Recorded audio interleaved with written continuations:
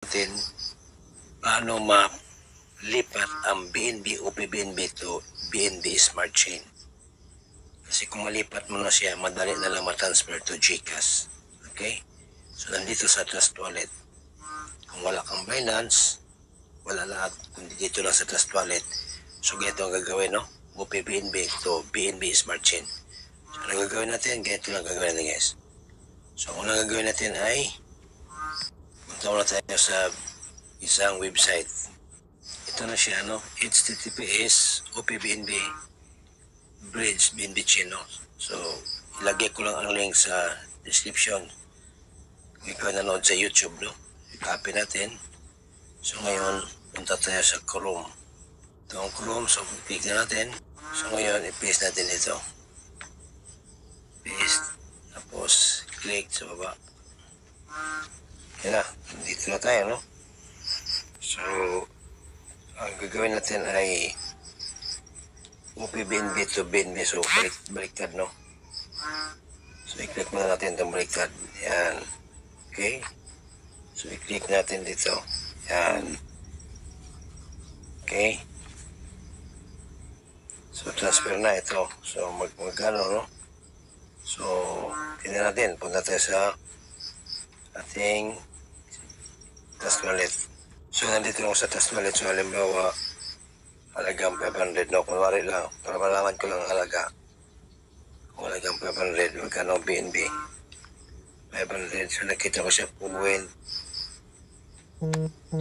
kita ko siya 0.014. So, gawin na lang 0.015. 0.015 run out. Okay? Para makuha ko lang yung value. So, balik sa Chrome. So, i-click ko lang 0.015. Yan. Okay. So, ngayon, baliktarin muna natin ito kasi OPBNB to BNB chain. So, click natin ito. Yan. I-click natin ang 0.015. Okay, so recipient address. Tinan ko address. So, ito na yung nakuha ko ng address. Yung address kasi sa natin, OPBNB parehas lang sa BNB Smart Chain. So, nasa Trust Wallet ka lang. Okay, so punta na dito. Dito sa Chrome. Tapos ilagay ang recipient address. Dito, dito sa baba, lagay natin, paste. Tapos, okay na. Click wallet. So, Trust Wallet. Ganun lang guys, so, code natin. Tapos, continue lang, no? Continue, third party. Tapos, ganyan. Okay. So, okay na. Paglabas na ito, click transfer. May na lang signal.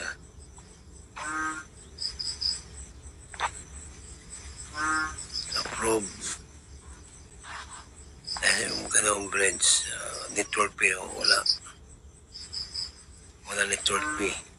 Okay, approve. Okay, so hintayin lang guys mga ilang minutos. Papasok na. Okay, completed. Okay, so tingnan natin, no? Balik na natin mga after ilang minutos.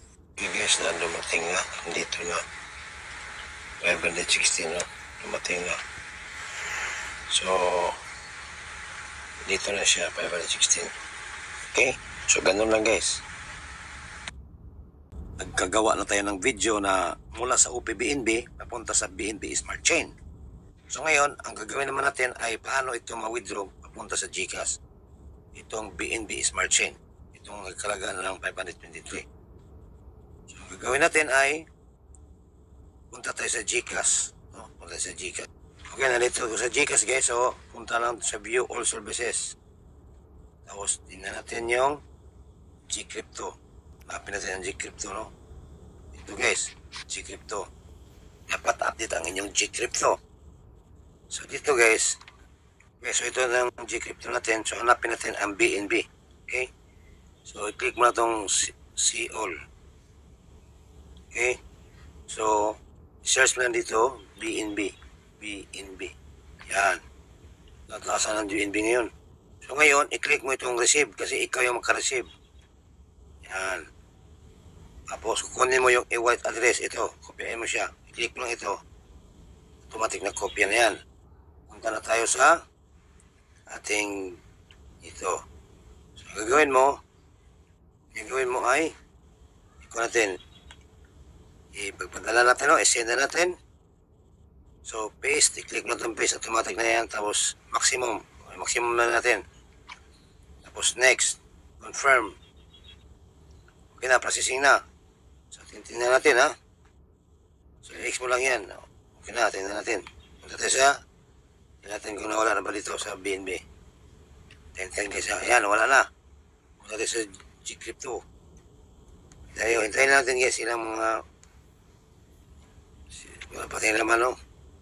Okay. So, tingnan natin guys ha. Tingnan natin. Tapos i-home natin, home. Okay, tingnan natin. Mag-appear dito yun, no? Tingnan natin. Okay guys, pumasok na, no? 512. Pumasok. So, 523 yun.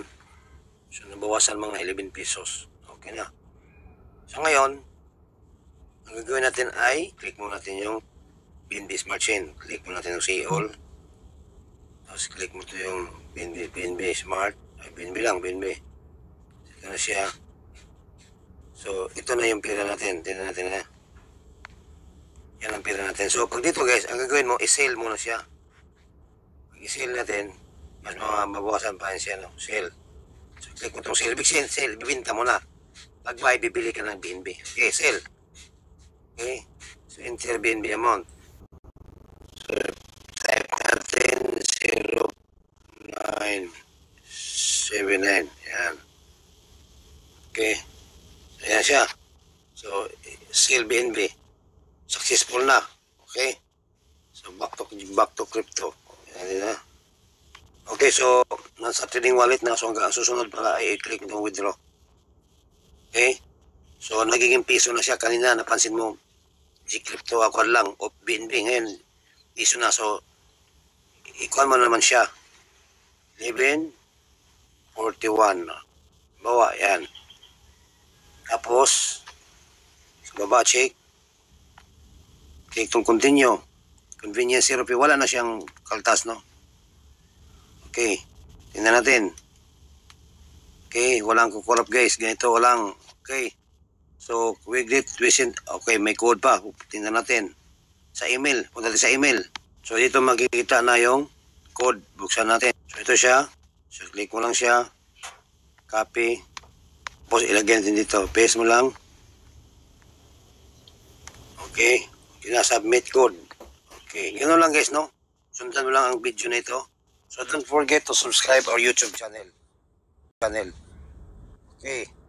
Success. You have transferred funds to GCash wallet. Tingnan natin. So, 5,000 natin mahigit. Kasi 477.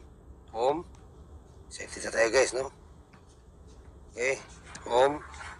Okay. Pumasok. Success.